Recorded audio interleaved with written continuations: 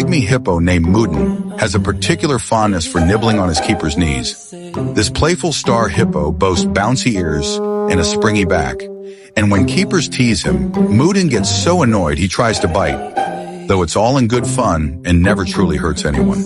To keep his skin moist, keepers regularly spray Mudin with water.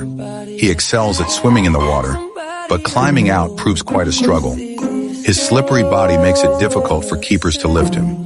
Full of energy, Mudin bounces around all day and constantly hogging his mother's food bowl. His favorite game is covering his head with leaves, convinced this makes him invisible. At nightfall, Mudin sleeps soundly beside his mother, occasionally producing sticky snot bubbles from his snout. This adorable baby hippo has become a celebrity with countless fans. Interestingly, his name Mudeng literally means springy pork in Chinese. Now you understand why everyone adores Mudeng. I was enough.